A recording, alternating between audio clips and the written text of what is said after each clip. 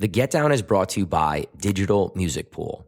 Digital Music Pool is the ultimate record pool for professional DJs looking for the hottest tracks and exclusive hits updated daily in an easy-to-use platform. You can find exclusive edits from myself, Cream, Adam B., Andrew Marks, Angelo the Kid, Armin Averu, Chumpian, Dan FX, Castra, Pat C, and Samus J only on DMP. And we're giving you a chance to try their service for just $9.99 for the first month. All you have to do is click the link in the show notes or on the Get Down or Cream Instagram pages, create an account, and enter the promo code CREAM at checkout for your discounted month. DMP is my go-to record pool for new and exclusive music to play in my sets. So become a member for just $9.99 for the first month with the code CREAM and check it out for yourself. Click the link in the show notes or on the Get Down or Cream Instagram pages to sign up now. You will not be disappointed. If you love listening to the Get Down, you will love the video version of our show on YouTube even more. With all new audio and video upgrades, we've taken the show to the next level. On YouTube, you get to see our facial expressions, hand gestures, and real passion we have for this industry and for helping you grow your DJ business. Click the link in the show notes or on the Get Down Instagram page to watch the podcast now or search Get Down DJs on YouTube. We would greatly appreciate if you subscribe to our channel, like, and comment any questions you might have that we could bring up on the show.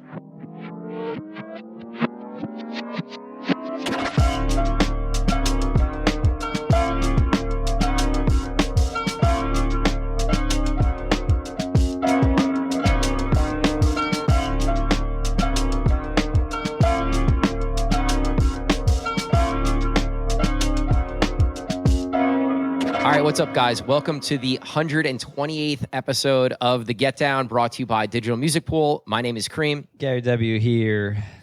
Gary, I'm in the middle of like a big travel run here. I know. Big travel run. You travel during the summer much more than I do. I like to travel the whole rest of the year. You're a big summer traveler. I like the beach, man. What can I say? You know what? That's true. That is why. It's because you like the beach. I can go to the beach all year round. I saw the sun 2 out of 7 days while I was on vacation. That's awful. I know. You were texting me. I was like, just go get beers. Pretty much. A lot of beers. But it's been nice. I sort of set up some of these bookings around my trip. So I was up in Massachusetts, and I got to play Avalon Mohegan Sun the first weekend, then went to vacation, and then on the back end, I played Torino, which is on Cape Cod. So think like beach, bar, party spot. Right. And then Saturday night, I played a new spot in Providence called Soul. Incredible, beautiful new venue. So it was crazy, right? Because my first gig at Avalon was probably my best set I've ever played there. Most energy, best feedback. I had like a big spender just throwing me $100 bills all night. It was like one of those. Was that your first Saturday there? No, I've kind of graduated to Saturdays there now. Okay. So I think that might have been my third one. Okay. Now that's the Avalon that has been around forever, right? Like is that the Avalon that was up in Boston? I believe so. And the one I know that it's in we ownership. Had in New York. They own a few different entities. In Boston, and then also at the casino. Right. Like that, because that has been around forever and ever, I believe. If that's the same Avalon. I don't know, because we had an Avalon New York. I know that was something different, so I'm not really sure if it's the same or not. Right. I think and I don't know if the Avalon New York City and Avalon Boston were related back then, but they were still both around at the same time, because a lot of the big... I can remember like PVD and Tiesto going to play both. Like they'd hit the New York one and then they'd go up and play the Boston one. Yeah. So I was wondering, because when you said that, it hit me the other day. I'm like, this thing's been around for 20 years or so. Like the thing, it's had legs, but it might be a different one. I don't know. I got to look into it. I wanted to bring up the three sets because after my first set, after Avalon, Gary and I are always sending each other texts and emails to remind us about topics for the podcast as they're happening. So I literally emailed Get Down after my set and was like, a topic we need to talk about is how one really strong set can carry you through for like the next month of sets. Where it motivates you, right? Right, where it motivates you. You get this huge reaction. You can't miss as a DJ. You're playing all the right songs. And a lot of times that confidence and that energy will carry you through a number of sets, even if they're just like small local sets as well. And then the next weekend, I had a lighter weekend. And and that topic kind of went out the window, right? Where, I played Torino on Cape Cod. Their Fridays haven't been as busy as last year. Last year was packed, slammed from the first song I played, and I was expecting that same energy. It was still an awesome set, but it wasn't what I was expecting. It wasn't the previous year. And then on the Saturday night, I had a really light night. It's a new venue. The colleges aren't back in the city yet. They haven't hired promoters. So I wasn't able to use that momentum from the set at Mohegan Sun to then carry into my next set of gigs. But I think this brings up just a larger conversation of this summer is just way slower than last summer. And it's not just in New Jersey. It's not just in New York. It's in Boston. It's in Connecticut. It's all over the place. It's down here too. I went to dinner last night, and I was speaking to the bartender who I've known for a long time, and he's like, it has been absolutely slow up here. Just slower than any normal summer has been. Like, we have ebbs and flows down here where, obviously with people going back to school, et cetera, et cetera. But he said I don't understand it because, you know what? Like, the shore in Jersey's been slow, and that's notoriously packed. And some of the premier venues down there have been a little slower than normal. The Jersey Shore has been slowing for the last 2 years. Last year was the first year I was like, wow, this is weird. Happy hour's not packed, and Sunday's not as packed as it used to be. And that's where I first noticed it, was last year. I think I'm going by an outsider's perspective and not by any fact here, but maybe international travel's just up more than ever. Whereas coming out of the pandemic, people were traveling more within the United States, getting out more to the places that they couldn't go during pandemic. Now we're a couple of years removed. So it's maybe this gradual, gradual increase in travel outside of the United States. Number one, that could be it. And then we could also be seeing, and multiple people said this. I spoke to that bartender yesterday, and then I spoke to one of the venue owners that we deal with, and I feel like that we all kind of got comfortable and all right, we're out and we can do X, Y, and Z, and we don't care about spending our money on these experiences. And maybe now reality's setting in a little bit where it's all right, we got to tighten it up a little bit financially, and we can't be spending recklessly. So it could be a kind of a combination of the two things: international travel and maybe people tightening up the purse strings, kind of, so to speak. Yeah, I know based on listening to some other podcasts that international travel is huge, and a lot of the domestic places, destinations like Disney are way down this year because of it. That's definitely one of them. I do think, you brought up a couple articles that you found. One from Business Insider, and then the other one from Global News. And it was basically saying that young people are just not going out or drinking as much as previous generations. And I'm not good with the different generations. So what, I don't know, Gen Z and Gen X, are those the two newer ones? I don't even know. Right. Yes. And so like my nephew would be like in the Gen Z, like he's college age. What are we? Are we like tail end of Gen X kind of thing? We're millennials? I don't fucking know. Millennial? I don't know.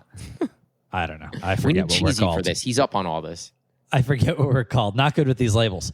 But for the Gen Z, for Gen Zers, it says that the Gallup poll says that only 60, what is it? Gen Zers say they drink less than other generations. Only 60% drink. That's told by a Gallup poll.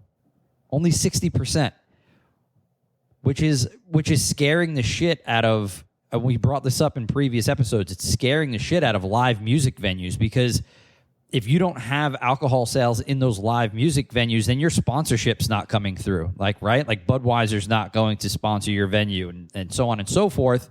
And that's where all the money comes from. It doesn't come from ticket sales. Right. The ticket sales are paying for the act, right? And the venues are making money on everything else. It's paying for a portion of the act. I never really understood how it worked, right? Like, all right, you have 2,000 people at $60 a ticket.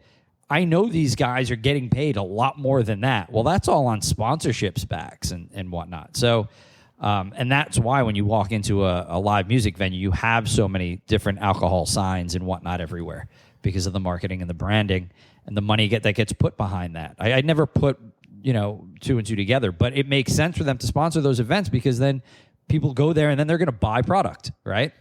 Well, when product's not being sold and people are just drinking prior and ripping their vape, because that's kind of this Gen Z, this is how this generation goes out. Because one of our venues, the bartenders were complaining that they come in, they buy one drink and they vape the whole night, and that's it. And it's like, all right, well, it's you can't have sustainable business. Anybody can, like whether you are a bar or a major nightclub or a live music venue, you can't sustain business without selling alcohol. Yeah, but maybe you can. I mean, what are the things if vaping and edibles or whatever legal vices people are into now, maybe the venues need to start selling those vices, and maybe that's how you make up some of that revenue from people who aren't drinking. I think if you're not drinking necessarily, why are you really going to a bar anyway? In most cases, I mean, I don't know. Social atmosphere. I don't know. Just getting out of the house, being able to listen to music in some capacity, whether it's a DJ or a live music act. How many people who don't drink are frequenting bars? I mean, if I wasn't DJing and I wasn't drinking, why would I ever go to a bar? It's loud. There's a lot of people. It's crowded. It's not somewhere I'd necessarily want to be unless I was partaking in those type of things. And here is our problem of nobody being at the venue. Well, not nobody, but the venues having slowed down, because this is what is happening. If let's say our generation, 85% of people drank, right? That's 25% more people than are drinking in this generation, right? So if I were to tell you the bar industry right now as a whole is about 25% down from previous years, what would you say? Would you say I'm over exaggerating? Are you just throwing that number out there, or? Well, I know I don't know what I don't know what our I should read down on this a little bit to see. Okay. Yeah, I was being kind of speculative on the 85% of our generation, but if 60% is where they're at, Gen Zers are at right now, we're down 20 or 25%. Let's call it being conservative, call it 20%. Let's say 80% of our generation drinks. I mean, all of my friends drink, literally all of them. I don't know anybody who's dead sober out of our generation. So, let's say it's down 20%. Would you say, if when I walk into a place that I walked into in years past, I'd be like, okay, that's not far off. I'd say that capacity / business sales are probably down 20%. That makes complete sense. Yeah. I mean, I could see it for sure. I think, we grew up in an era where we were going to parties in high school and college, and I was drinking throughout that time. It was just what the people who came before us did and what we did, Yeah. And I think we've reached the point where now people aren't doing that, People are more aware of the health issues that alcohol and other substances can cause, and people are more aware of what they're eating and what they're putting into their body, and it's become more of a norm where you don't have to drink to have a good time, which I think is a great thing. I mean, it hurts our business, but in our industry, but I think overall, people are going to be more healthy if they're drinking less, Well, look at the uptick in popularity of mocktails, right? And alcohol spirits, right? Well, that was something I was going to bring up. I mean, maybe that's something that bars and nightclubs need to start embracing, and maybe offering a mocktail menu at every place. 1,000%. Because now I've been home. So I got back from my last trip up there, which we talked about last episode, where I was just on an absolute bender, and I took 10 days of straight no drinking at all. And I went to probably I counted. I think I did went to 7 bars in those 10 days with my sister. because we had family friends and friends in that were on vacation. So I was like wound up in a bunch of bars, and I couldn't find one place that had those. What are they? I think they're spiritless or alcohol-free spirits. That's what it is. Alcohol-free spirits. I couldn't find one place with them. Right. So you get the flavor of having a drink, but there's no alcohol. Right. I was getting mocktails, quote unquote, that were like, just like a combination of juices. And I'm like, I don't think people know about that alcohol, because if it weren't for you, I'd have no idea that even existed, that there was a liquid that tasted like alcohol but didn't have any alcohol in it. Go look it up. And actually, Gary V's been this year in 2023, end of 2022, has been huge on the uptick in the amount of companies that have popped up within the last 3 years. Right. He's a smart guy. And he's big on trends, right? He's great to get ahead of trends. And that's why he invests. That's why he's a great investor. And he got ahead of this trend, and he's talked about it a lot. And because people are going to a healthier lifestyle, this all kind of, I don't feel like it all started with, but like we all have our, everybody's in their athleisure wear, like looks like they're coming or going to the gym. Like, the health lifestyle is a multi-billion-dollar industry. So why not capitalize on it in the alcohol-free spirits world, right? This way you could still go out and enjoy dinner and go have a mocktail prior to dinner, and you could still, be healthy and lead a healthy lifestyle. But like, it hasn't become mainstream enough yet. And right. I think that when it becomes more mainstream, you'll see the bars that we work at, and even possibly not nightclubs. You'll never see nightclubs do this, because you're not taking the time to make a mocktail at a nightclub. It's never happening. You're not going to get a vodka soda. That's not the point of these alcohol-free spirits. Maybe it could be. Maybe that's something that helps attract more people to your venue. If you could offer a vodka soda that doesn't have any alcohol content, so that you feel possibly. Like you're part of the experience. And if you've been a drinker before, you're like, oh, this tastes like a vodka soda, but I'm not going to feel like shit tomorrow, and I'm not going to get drunk, and I'm going to be able to drive home and whatever. Yeah, I think when I said vodka soda, it's probably the worst example, right? Because there's no taste to it, so just get a club soda. But like, let's say, a whiskey drink. Like, okay, Manhattan. You get a right, alcohol-free like, Manhattan. And nightclubs are just churning and burning simple drinks, not sitting there and making an old fashioned or a Manhattan. And that's why I think it leans a little more to like a lounge atmosphere, right. Somewhere where places are taking the time to. Well, make what about cocktails. other vices? Like, what if could venues sell edibles? Could venues sell? I don't know. I don't even know if that's illegal. To be quite honest, I think we're probably ahead of it, ahead of the curve here, where the state's going to have to come in and they're going to have to set regulations and boundaries in order for you to go through that. They're going to make their piece, obviously. Yeah. And they're going to tax it, and they're going to make you pay for licenses and stuff like that. Don't be shocked if that is a thing. Maybe we're talking about something that's going to be big in 3 or 4 years. Yeah. Where you have like a little area set up where you can, like you said, get your vapes and get your edibles of some sort, or mushrooms if that gets legalized, etc. Right.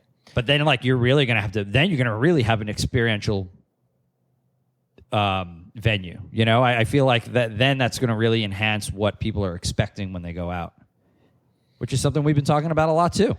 Yeah, I mean, we're definitely ahead of this, and I don't know anything. We're going to see any of these changes or trends happening in our venues, but something to think about, and something that could be interesting moving forward. If this trend of people drinking less, stays consistent and keeps growing, or if less people are drinking as we move forward through the years here. I think another point, something that I think Cheesy also said, was this generation is broke and woke. So we talked about the woke part, where people want to be more healthy and they're not drinking as much. They're doing more, not partaking in as many vices, so to speak. But I think also this generation is more focused on experience and more focused on, having a healthier work-life balance and not killing themselves working 80, 90 hours a week, where they're not making as much money as they maybe could, but they have a better balance and are able to go enjoy more things like nature and working out and things that don't cost as much. And that's another trend that's happening. Yeah, I think the people pulling back on work a little bit and not making that the number one priority is a part of why people aren't going out as much, because I don't think the United States is ahead of it like some other countries are. I just read another article that the UK is heavily trying to move toward a 4-day work week. And a lot of companies have, and those companies are seeing exponential productivity gains in moving to the 4-day work week, which is an ironic thing to happen, to pull back a day but your productivity goes up. But as I was talking about with somebody the other day, it's like, well, then like motivation goes up as well, right? You're gaining a day to do these extra things. And maybe once we get to that point, where you don't have to pull back on work and lose money, maybe my company, then I can remain at my salary, make a good salary, and then have a better work-life balance. It's just another one of those mental healthy lifestyle things that some places are ahead of yet, and we're not there yet on. That's creating just a really positive culture in their workspace as well. If the ownership is saying, hey, we care about how you guys feel and how you are mentally, and we think that having that extra day will not only help you, but help us, because you'll be more productive in the time that you are here. And that makes a whole lot of sense to me. Right. It's just hard to wrap our heads around, I think, in this culture of like, grind it out, and the harder you work, the more money you make. And, I'm in that wheel, and I have to constantly tell myself, like, it's all right to take a day off. Like, it's all right to go to the pool today. It's all right to not work on music today if I can't, just not mentally there, Right. 100%. It's something that we're in the in-between generation where we're still we're adjusting to this healthier lifestyle where we came up in a completely different way. It goes for a lot of factors of what we do in life. I feel like we are really stuck in the middle of everything. Our parents are old school, where our nieces and nephews are completely new school, and the people that we work with are younger, and then they've all grown up with their iPads and their iPhones and whatnot, right. Where we remember vinyl and whatnot. So there's like this huge gap, and we're kind of stuck in the middle of it and having to adjust and adapt. And that's why we're seeing a lot of our venues not adjusting and adapting, because a lot of the ownership is a little older, right? Right. So it's really trying to keep your ear to the street and understanding what the trends are, and then adapting with those trends is what's going to make people successful. And I feel like we're seeing the tail end of what the old school generation ownership is giving to their patrons, and people are just saying it's not enough. All right, let's transition here. We're talking about the old school generation. I wanted to bring up something that happened to us with a DJ that we've worked with for a long time that kind of took a step back for a little bit and now is kind of back in nightlife and back DJing. And it made me think of a lot of the DJs who have hit me up over the last couple of years while I've been booking DJs at Birch, and just my thought process as a booker and not as a DJ of like why I would or wouldn't work with those people. So it's like, I guess that was kind of a shitty way to set this conversation up, but I think what I'm seeing is DJs are only as big as what they've done recently. There's such a recency bias when it comes to customers, bookers, venue owners, as far as what's hot and who to book. And I think sometimes like the older generation of DJ thinks like, oh, well, I've been in the game for this long and I've done X, Y, Z, and I've played all these places, but yeah, you haven't done that in 4 years. And it's right. Like, there's a huge disconnect between the DJs thinking they're bigger than they actually are right now. At one time, they were the biggest thing out, but right now they're not. They haven't been doing all the things to stay relevant. At our level of DJ, it's difficult because you have to do all the intangibles to stay relevant, right? I mean, like if you're not putting out music, you're not creating content, you're not posting on socials, you're not making mixes. Like, how can we possibly book you? You know what I mean? Yes. Yeah, I think from a DJ booking perspective, right, and we have our ear to the street for all that stuff, it's very important to do that. If you want to be involved in a DJ group like a 4 a.m. or name any prominent DJ group, you have to do all of those things to be relevant in those people's eyes. Now, from a smaller DJ perspective, like, you know, your local bars and even your local lounges that turn nightclub at night, I feel like those managers and that ownership, they don't have their ear to the street as much, right? Yeah, they have no idea. That's why they hire us. They have no idea.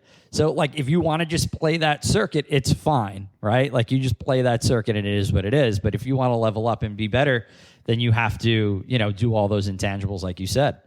But the recency bias thing is huge. Like, I told you yesterday that I haven't played over there in, 4 weeks probably. If I never came back and DJ'd again, nobody would ask for me. Nobody.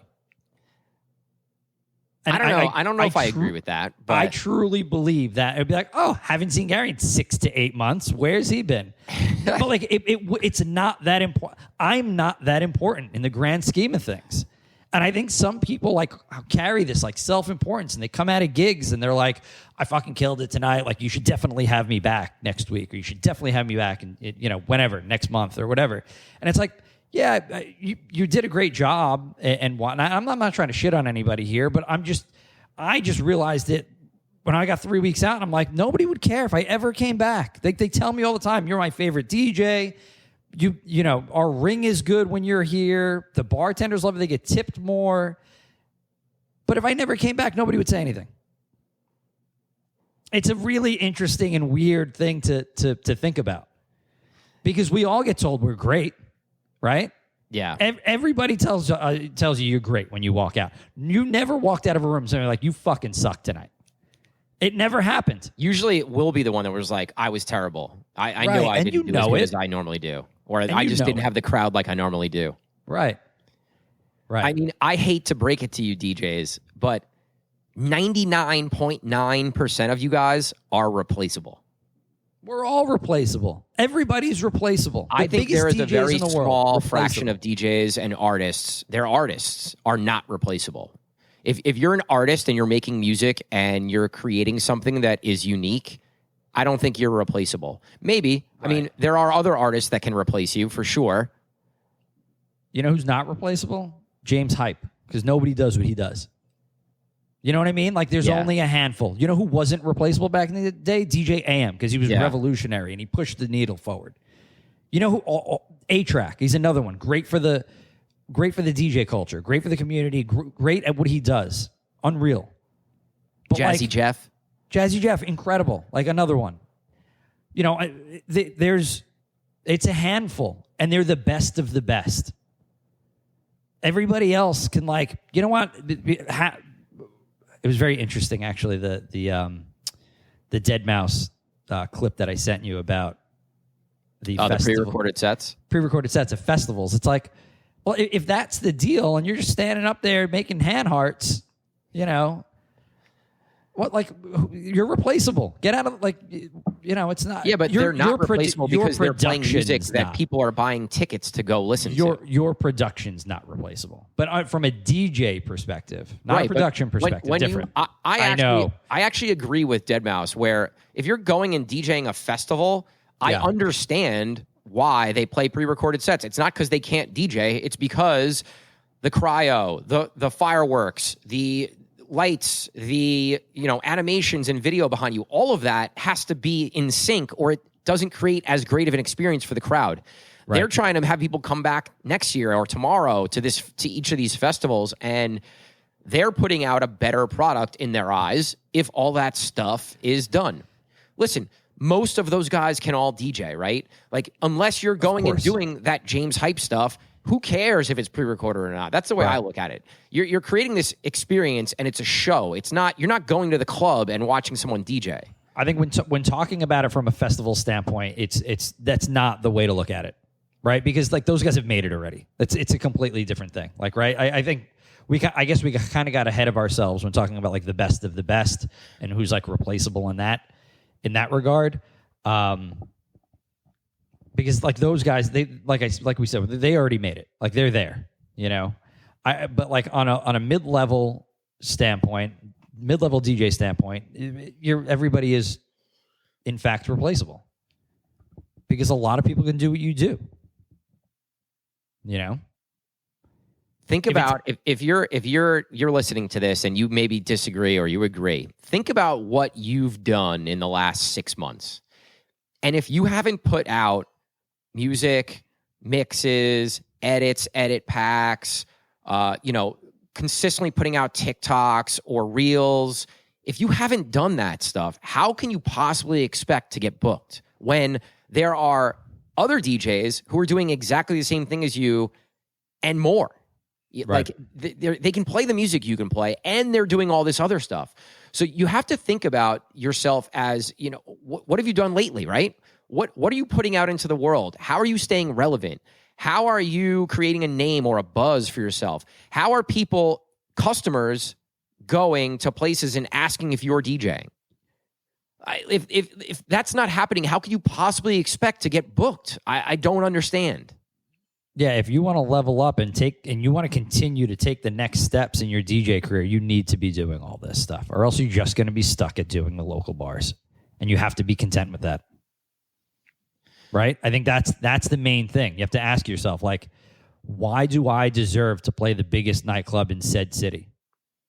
Right? Yeah, I agree. And this doesn't go for just new DJs. This goes for older DJs too. If I'm not consistently putting content out, if I'm not pushing my boundaries, if I'm not making music, if I don't have a social media strategy, how do I possibly think that venues in other states are going to book me or even know who I am? Right. So think about that in the same way in your local market. Just because you DJ a couple places doesn't mean that anybody knows who you are. It's true. Even some of the biggest DJs in markets, people don't know who they are. You know, you need to do a great job at marketing yourself, putting yourself out there, and being all over everything. And well, we started this. I started the conversation with a DJ that took some time off and is now coming back, and we had venues questioning, like, well, can this person play my room? And it's like, well, this is the biggest DJ we got on our roster. What do you mean? This person's played the biggest festivals in the country and has played all over the place and is on the, various well-known things. Yeah, It sort of blew my mind. And I was like, wow, it really is. Like, what have you done for me lately? Business, Yeah, especially if you're out of the game and you go down a different route and take different ventures over like a year or 2 years period of time, and then tack on the pandemic with that, and then it's like a lot of years, because a lot of the older guys did take some breaks coming out of the pandemic, So that recency bias for us older guys it's even more relevant. Yeah. Another thing to bring back up, you had said, like, if you just didn't come back up here, who would be knocking at your door? I think about that as well. And it's like, how long would it take if I just stopped gigging for people to just not ask to book me anymore? Like, what, 2 months, 3 months? If a venue hits you up and says, hey, Gary, we wanted to book you this month, and you don't give them any dates, you're like, oh, I'm too busy. And then they ask you the next month and you say the same thing. Do they even ask the third time? That's it, no, right? Of course they don't. I'd be shocked if they asked the second month.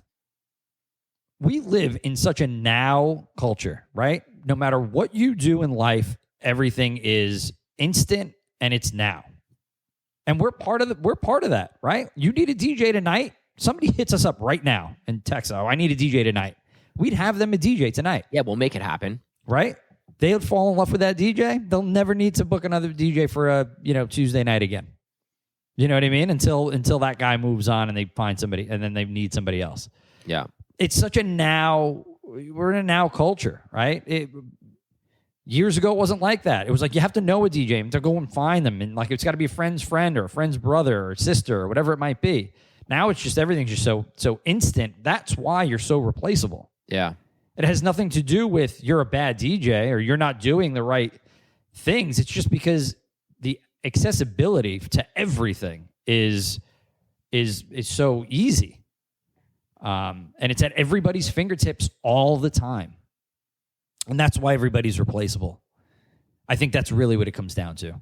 And that's why, like, if I never came back up there again, it would not matter, because there's a billion other DJs that are just as good. There's not a billion other DJs that are just as good. Think about how many DJs we work with and the venues that you work at. Like, you're one of the top 3 DJs at all the venues you work at.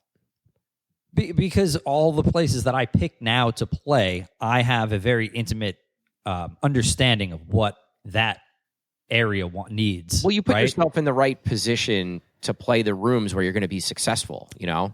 You know what? This is the other point, actually, too, that I thought about the other day, is that just because you can go play a room doesn't mean you should, right?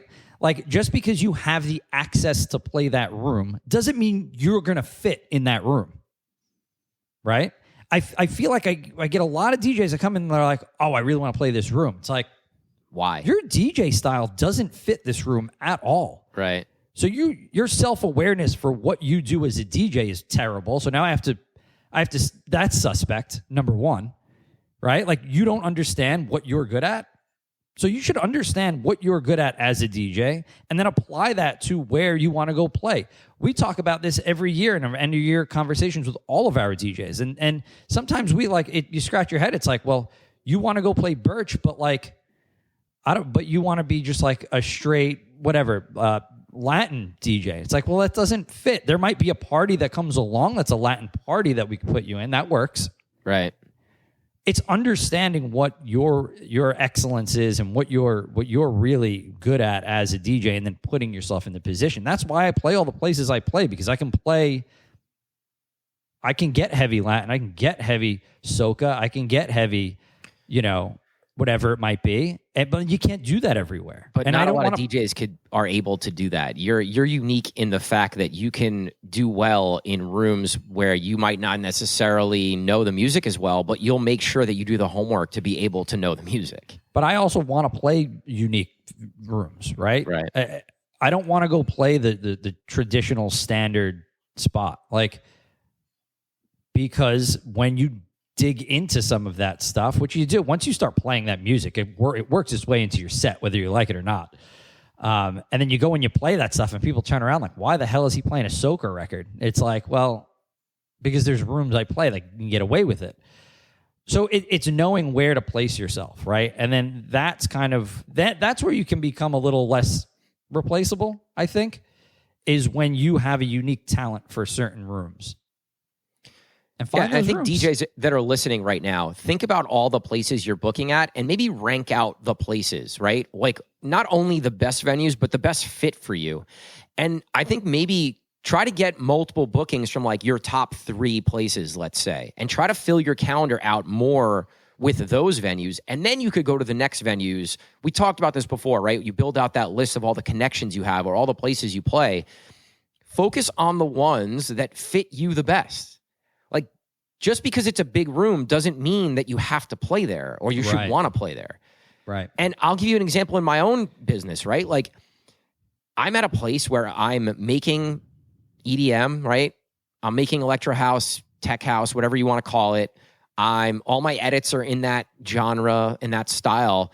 And I have venues that hit me up to book me that it's like a hip hop room or a hip hop and Latin room. And like, can I do that? Yeah, I can do that, but that's not what I do. That's not why people book me. So while they might want to pay me my rate and give me the 2-hour headliner set and it's a good room, it just doesn't necessarily fit with what I'm doing at this point in my career.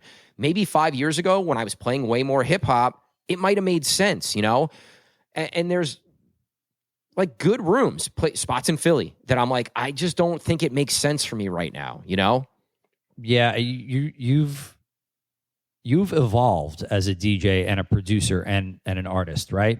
Because you've gone from DJ to like remixer to producer. And you've been good enough to know that, like, all right, like, I shouldn't go play this hip hop room because it doesn't go with what I'm trying to do. You put so much work into your brand and your music and what you do.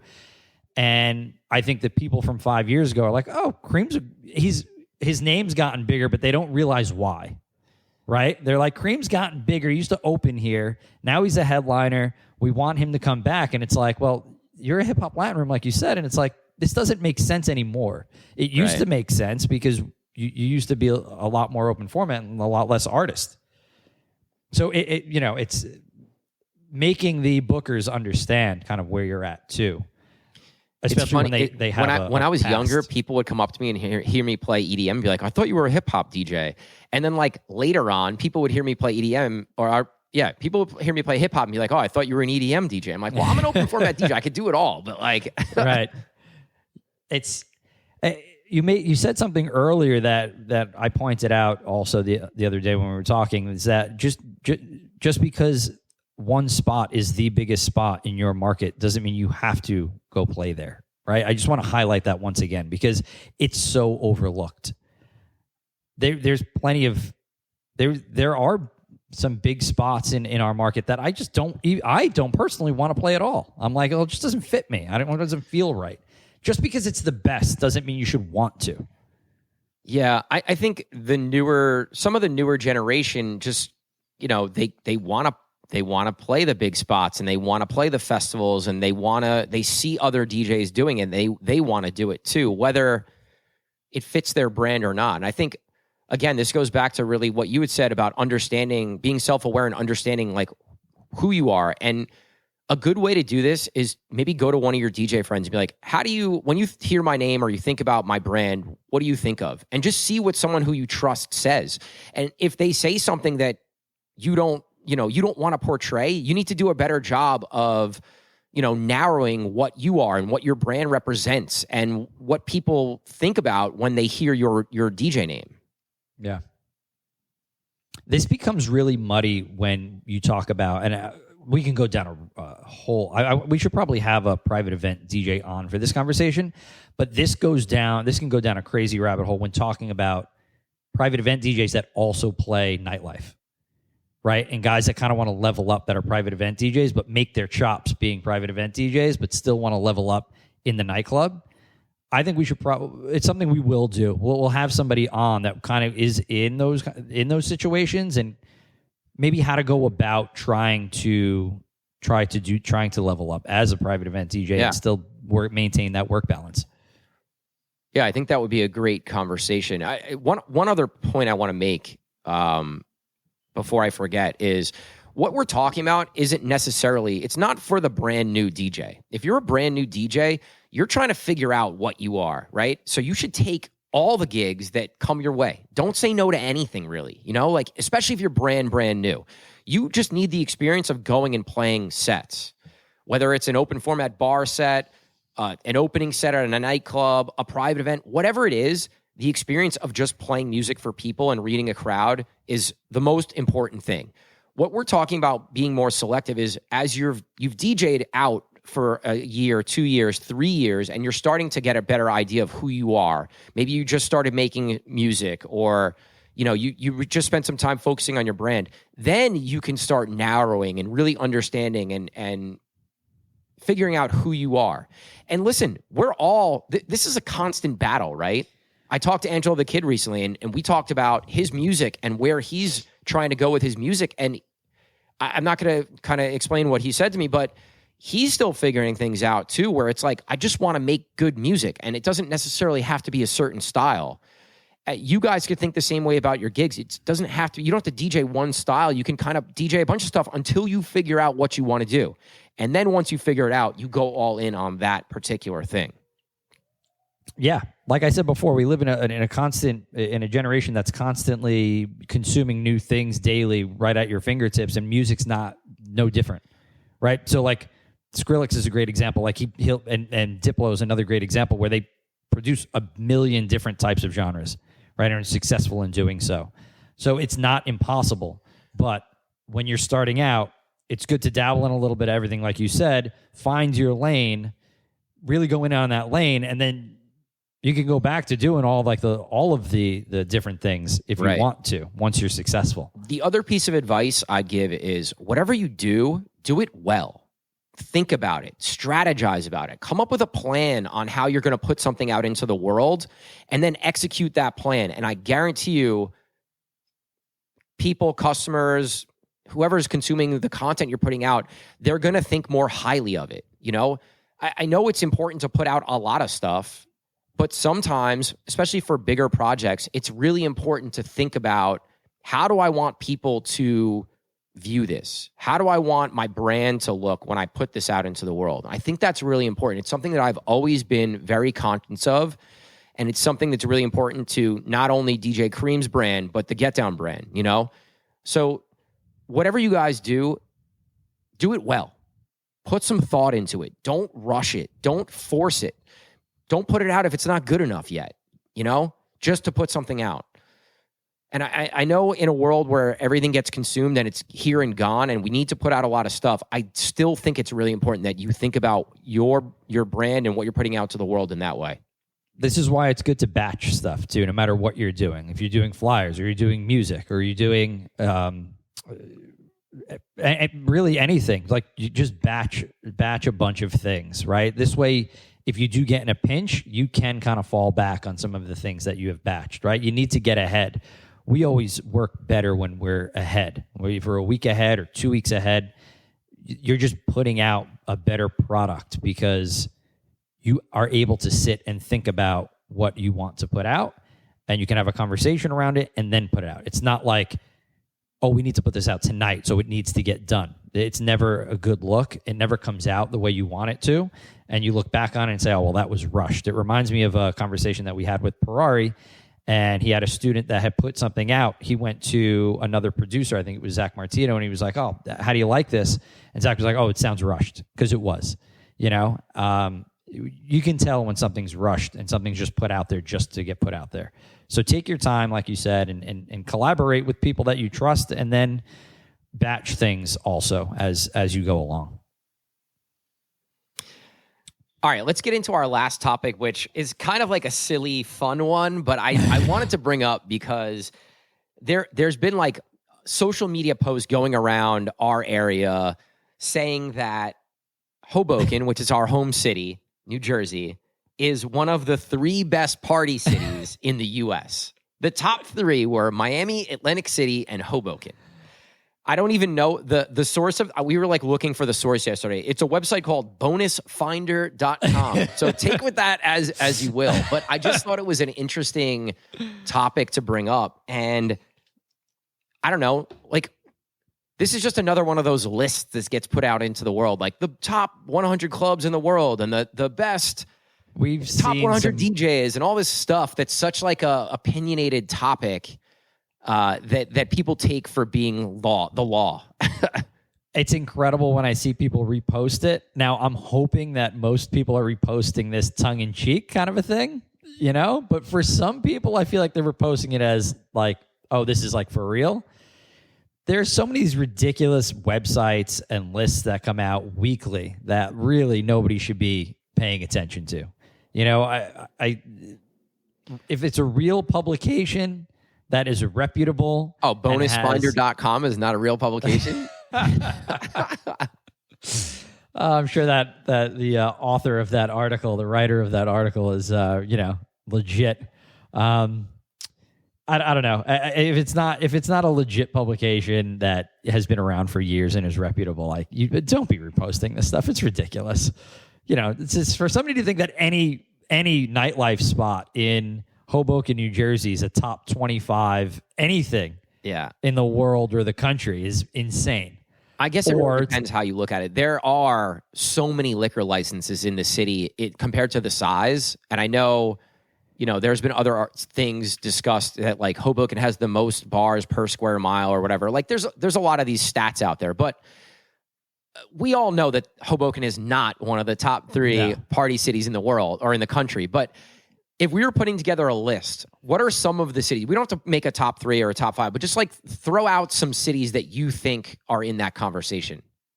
For some reason, like Austin comes to mind. Like I feel like that's a great going out city where you can like nightclub, see live music, comedy, they're known for a lot of different things in entertainment. So I think that's a great nightlife spot. If you want to put nightlife under a bigger umbrella. How is Vegas not? How is Atlantic City on the list, but Vegas is not? How does that make any sense? Vegas is number one, obviously.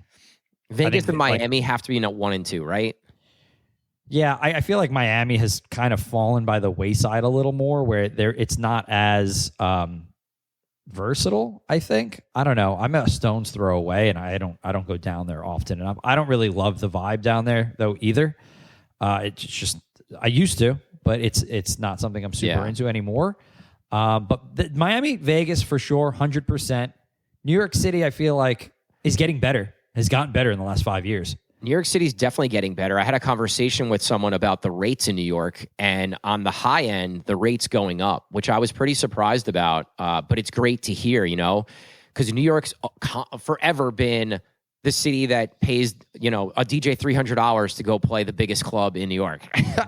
That's why our biggest talent has moved. Like in the 2010s, our bigger talent and the better producers moved out of the area. Yeah. They went to LA, they went to Vegas, they went to Miami, but they never stayed in New York because the rates weren't good enough. Do you put Brooklyn on this list? Like Brooklyn has a ton of venues, especially for the house music world right now, and live musicians as well.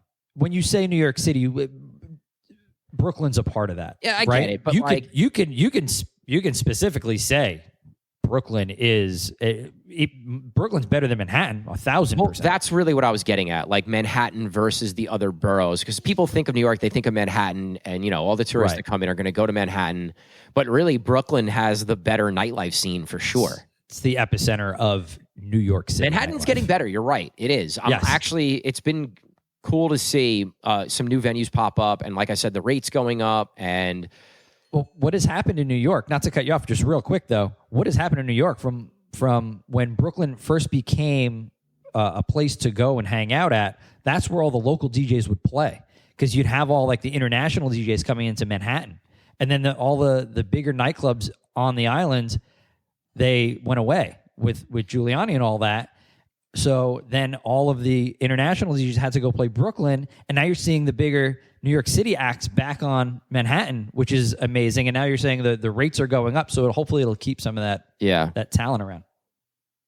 I don't know. Other cities, I like the Austin one. What about like Scottsdale, Arizona? I feel like that's a new one that's kind of blowing up. That scene there is crazy. One of our buddies went for a business trip and said that they spent obscene amounts of money, like 30, 40,000 a night kind of a thing, to have places that you can do that and then walk away and say, oh, that was worth it. Is crazy to me. Like, do we have like? I mean, I'm sure there's a few. We haven't been out to like big spots like that. I feel in a while in Manhattan. I'm sure there are a few that you can go do that and be like, oh, that was definitely worth doing. But they said that they went to a different place like every night, and they said it was like day party life that like then fed into night party life, which is like, incredible. I think to have a really great nightlife city, you need to have day life too. I agree with that. Pool party life or just something, that's why Vegas. That's why all the warm cities tend to do better. Yeah, Vegas, Miami, Scottsdale. I can't really think of any other city that I'd put in the conversation. I don't know. What do you guys think? What cities do you guys think are the biggest party cities or best nightlife cities? I would love to know the one. We've missed a ton, I'm sure. So I'd love to know other. Drop it in the comments for sure. Let's get this ball rolling. Maybe we could talk about it on the next pod a little bit just to follow up. But yeah. All right. That's an interesting convo. It's fun. Like I said, it's a fun one just to kind of talk about a little bit. And listen, I'm sure there's other cities, like you said, that we don't really know anything about that are probably awesome. Like I'm going down to Charleston this weekend. Like I wouldn't put Charleston in the conversation with any of these other ones, but Charleston's a great party city. It's a small city. It's a smaller market, but like Trio is an amazing nightclub. There's a couple other nightclubs there, and there's a huge college bar scene there, and it's always a great vibe when I'm there. So, like I said, I'm sure there's other cities that are similar to that, where they're not as big in name, but they get down. Those are the cities that, like, if you don't want to go do the bottle service heavy stuff, those are great cities to go party in, where like you have a little bit of everything: bar, lounge, nightclub, great restaurants. Yeah. and then also like a beach scene and whatnot. So there's plenty of little cities like that are great. That could be like a secondary list. I would love to list those out too. Like, what are your big nightlife like top 5 real nightlife bottle service cities, and then what are your like party cities, your Nashvilles and things like that. Yeah, actually, Nashville's probably another really good one. I mean, you want to talk about bachelorette parties? That's where you go hang out. We definitely forgot that one. That's a great call. Nashville's I've heard nothing but incredible things about that city. Now, we all know country's not really my vibe, not really my jam. But it's live music forward, like it's all honky tonks and definite day drink bar spots. The DJ bookings have definitely gone up there. We've talked to a couple of DJs down there, and I know Big Country goes down there a bunch, and he's been telling me that all of these live musician venues now have like the rooftop with the DJ or the second room with the DJ type thing, which is pretty cool. Man, I think I got to go down there with Country next time, or drive up there from here with Country next time. That'll be great. He's talked to me about it too, that I should take a trip with him one time. I would love to. I've never been. I would love to go experience it, just as a person, not as DJ Cream. You'd love the food there. The food scene obviously is incredible. I ate at a high end like modern restaurant, and then ate out the barbecue spots that you need to eat at. Phenomenal scene. So, all right, cool. Anything we need to promo? I want to shout out Get Down Radio. So if you guys don't know, we have a monthly radio show where we get to highlight a lot of our talent on our team. This month, Joey DeSarno laid down a mix. Haven't listened to it yet, but it's going to get listened to in the gym this week. I'm pumped. Joey always brings high energy EDM, probably some old school throwback stuff in there, which I'm excited to check out. So if you guys want to check that out, go search Get Down Radio, check the show notes. You can go listen to that mix. And like I said, we've had a ton of mixes out already. So anything else? Actually, you know what? I'm coming up for the weekend. All right, Gary's up for the weekend. If you guys want to come, where are you going to be this weekend? A lot of 626. It's Jersey City Pride weekend. Okay. So I'm back with doing Latin Night on Thursday, obviously. Friday, I'm back with all the old school drag queens are coming back for a show. All the ones from when 626 first opened. That's cool. I was the resident there every Friday. So we're all back together on Friday night, which is going to be a fun time for sure. Saturday at Birch, which I'm really looking forward to. So if anybody wants to pop some bottles or come hang out. And DJ Cream, GaryW weekend at Birch. Oh, is that what it is? Yeah. Wow, we better sell bottles or else they're going to fire us. That's great. So that's fun. And that's it. I mean, that's, like I said, like I think I'll be on Ashford rooftop at some point too. Nice. So if you want to listen to some like reggae and soca and Eastern Caribbean stuff, I'll be there doing that. Nice. So yeah, I'm at Birch, and I'm down in South Carolina at Trio, Charleston, making my triumphant return. I'm excited about this. I'm excited to go throw down. I think, the last time I was there, we had some complications with travel, and I didn't really get to throw down a cream set. So I'm really excited to go there with a little chip on my shoulder to really show the ownership and staff like what I do on a weekly basis. So super hyped for that. One other thing to promo, Cream and Friends Edit Pack Volume 2 is out.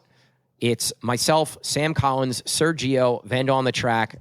There's a mix and the pack. It's doing really well. It's been sitting in the top.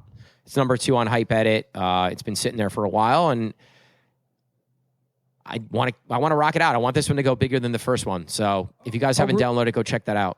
And real quick, I just want to get ahead of this. I know it's a few weeks away, but our Get Down DJ Group monthly event, Open Decks event, will be September 13th. Greg UFOso did a great job with the first one. I don't know if we've had a pod since then. He did a great job with the first one. Open Decks was really successful. Jules ripped it up, killed it. Videos on YouTube. Go check that out. I think it's still up unless copyright took us down. I know we were getting nailed for copyright infringement. So go check it out on YouTube. I think it's still there. If not, we're going to try to find a way around that for you guys to consume Jules' mix for that. But yeah, September 13th. We'll promo this every week until then. So dope. All right, guys. Thanks for listening to this episode of The Get Down. Talk to you guys soon. Peace, guys. Peace. Thanks for listening to the Get Down podcast. If you enjoy our show and find the topics entertaining or helpful in any way, we would greatly appreciate if you could subscribe, rate, and review our podcast wherever you listen to it. We want to help more DJs, and subscribing, rating, and reviewing the show is the best way for us to do that. We appreciate all the love so far. Thanks for listening, guys.